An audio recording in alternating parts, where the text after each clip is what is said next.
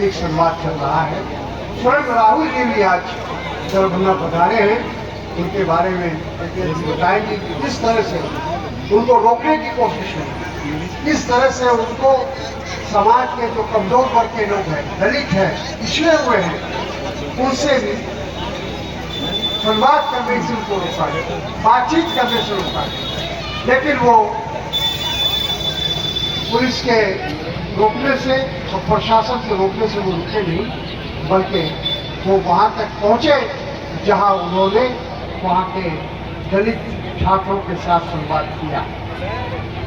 ये इसलिए मैं कह रहा हूं कि कांग्रेस पार्टी ने हमेशा जो देश के अंदर जो भी मुख्य समस्याएं हैं, ज्वलंत समस्याएं हैं, उनको उजागर करने का काम किया।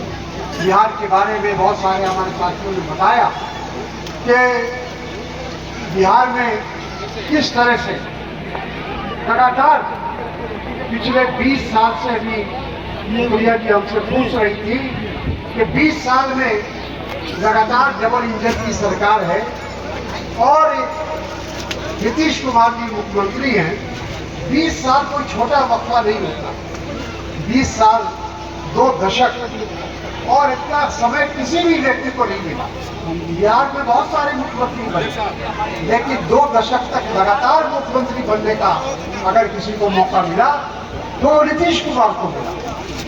लेकिन आज जब हम 20 साल के उनके कारनामे का समीक्षा करते हैं, उसका जायजा लेते हैं, तो हमें महसूस होता है कि 20 साल में बिहार को जहाँ होना चाहिए था वहाँ बिहार नहीं पहुंचा, बल्कि पिछड़ा है।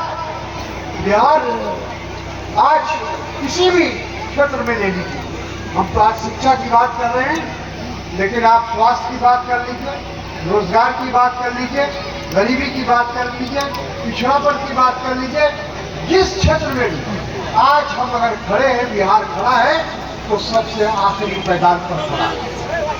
आज भी बिहार को लोग हिंदुस्तान में एक बीमारू राज्य के नाम से जानते हैं। क्या वजह है?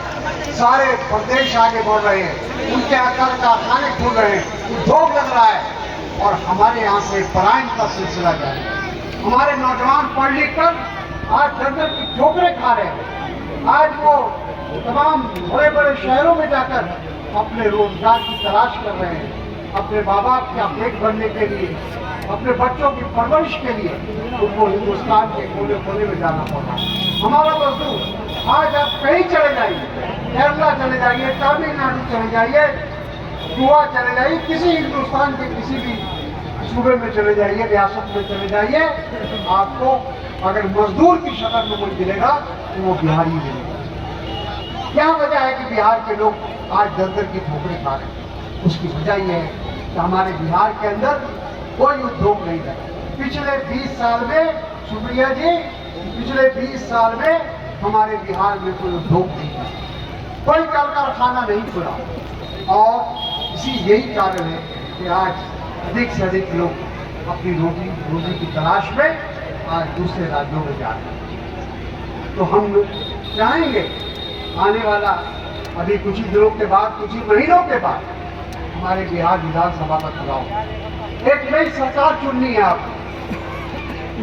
अगर बिहार की तस्वीर बदलनी, बिहार की तकदीर बदलनी, बिहार की सूरत बदलनी है, तो ये काम आपको करना पड़ेगा, आवाम को करना पड़ेगा, लोगों को करना पड़ेगा, माँ बहनों को करना पड़ेगा। इसलिए आप सबको ये सोचना है कि इसी तरह आज जिस तरह से बिहार चल रहा है, आज किसी को इलाज कराना होता है तो दिल्ली जाता है, एम्स में। आज अच्छी शिक्षा हासिल करनी है तो वो दिल्ली जाता है, मुंबई जाता है, बेंगलोर तक जाता है, क्योंकि उच्च शिक्षा हासिल करनी है। आज हमारे यहाँ का जो शिक्षा हमको यहाँ मिलनी चाहिए थी, उस शिक्षा के लिए हमारे बच्चे दूसरे राज्यों में जा रहे हैं।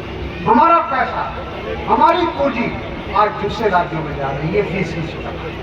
तो ये सारी बातें हैं, इसको हमको देखना होगा, समझना होगा। और शिक्षा की महत्व के बारे में हमारे बहुत सारे साथियों ने बताया।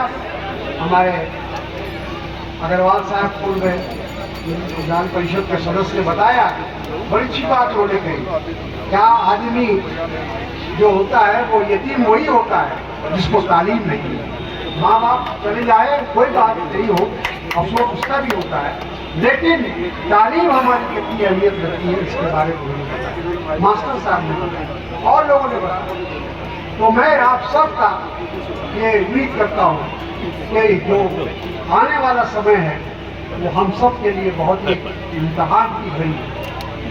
कैसे हम उसमें अपना योगदान कर सकते हैं, इस पर हमको विचार करने की आवश्यकता है। बहुत कठिन समय है बिहार के लिए, बिहार वासियों के लिए। डबल इंजन की सरकार पूरी तरह फेल हो चुकी है, इसलिए आने वाले समय में एक अच्छी साफ सुथरी सरकार बने, एक ऐसी सरकार बने जो बिहार को आगे बढ़ाने का काम करे।